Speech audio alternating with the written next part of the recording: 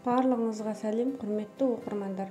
Бүгін сіздермен бөлісетін өте оңай әрі тез дайын болатын жаппасай жасау әдісі. Соңына дейін қарап ұнаса лайк басып, каналыма жазылып, қоңыраушаны басып қойыңыздар. Сіздердің құнды пікірлеріңізді күтемін.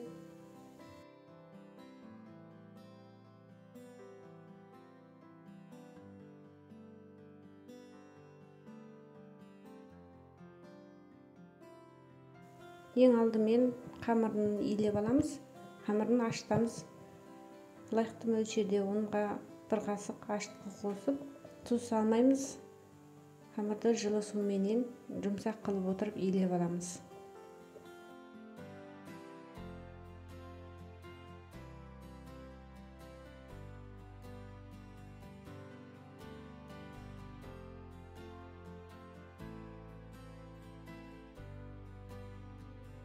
Қамырды аса жұмсақ, болмаса аса қатты емес, дәл осындай қалыпты қылып илеп, бетін жауып ашытып қоямыз.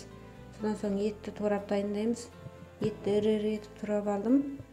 Қойдың еті қабырғаларын қосып турадым. Немесе сиыр еті болса да болады. Сиыр еті болса ірі турайсыздар.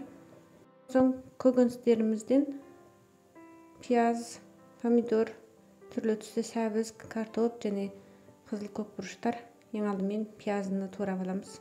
Біздің әуелі көкөністі турамас бұрын етті қуырып қоюымыз керек. Етті ұзақ уақыт пісіп, ірі етіп турағандықтан табаға май құйып, немесе қазанымызға майды құйып қыздырып аламыз.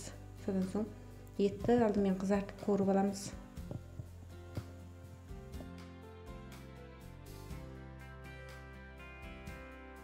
Етті бір аудаштырып қызартып қуырып алған соң үстіне пиязын саламыз. Пиязын салған соң қақпағын жауып, баяу отқа, ең төменгі отта қойып қоямыз. Пиязын сөлімен пісіп тұратын болады. Содан соң көкөністерді тураймыз. Көкөністерді де ірі етіп турап аламыз, көріп отырғандарыңыздай.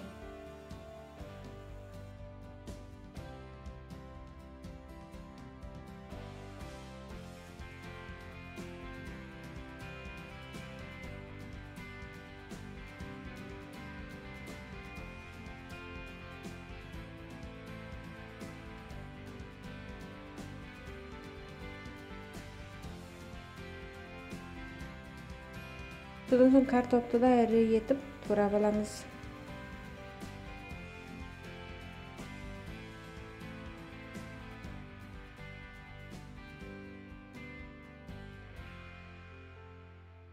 Қызыл бұрыш, көк бұрыштарымызды да ірілеп турап аламыз. Содан соң помидорды майдалап турап аламыз. Көкөністерімізді турап дайындап қойдық. Енді біз қамырды дайындаймыз. Қамыр ашыған соң астақтайға алып алдымен арасындағы ауасын шығарып аламыз. Содан соң қамырды оқтауменен жұқа етіп жайып шығамыз.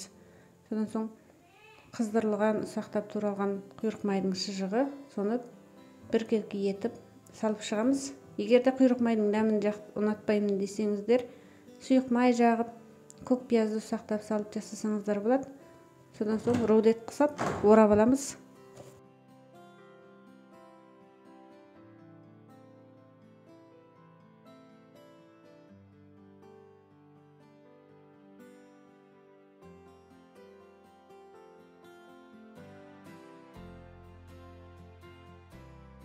Содан соң үшін жақсылап жапсырып шығып, көріп отырғандарыңыздай орап, және де пленкамен жауып қоя тұрамыз, кеуіп қалмас үшін. Пияздың сөлімен етіміз де пісіп тұр екен. Енді 1 ас қасық томат пастасын салып қуырамыз. Томат пастасының қышқылдамы шығып кетпес үшін майға жақсылап қуырып аламыз. Содан соң паприка және қара бұрыш салып араластырып аламыз. Және сәбіздерді салып араластырып алып, 5 минутқа қақпағын жауып бұқтыра тұрамыз. Содан соң картопты салып араластырып аламыз.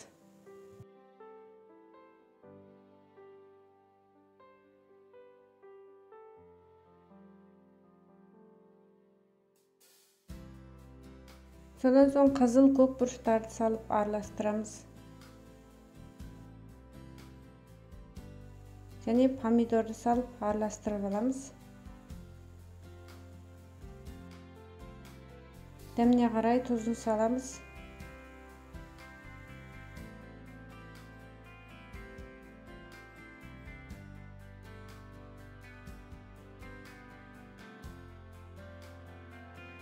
Барлық көкөністерімізді салып болдық. Енді су құямыз. Суды бетіне келетіндей етіп, суды құйып қайнатып аламыз. Қайнаған су құйсаңыздар да болады. Содан соң жаңағы қамырымызды қолымызбенен жұқалап жайып шығамыз. Табан диаметрін асып кетпейтіндей қыламыз. Табан қақпағымен өлшеп аламыз. Қақпағынан асып кетпейтіндей болса болғаны. Содан соң бетіне әкеліп қамырымызды жабамыз. Отты орташа отқа алмастырамыз. Қақпағын жауып 20 минут пісіріп аламыз. Дәл 20 минутта орта отта суы әбден тартылып пісіп шығатын болады. Енді қамырды ыдысқа салып аламыз, табаққа салып алып кесіп шығамыз. Ең алдымен пышақпенен кесіп аламыз. Содан соң шайымызды үстіне саламыз.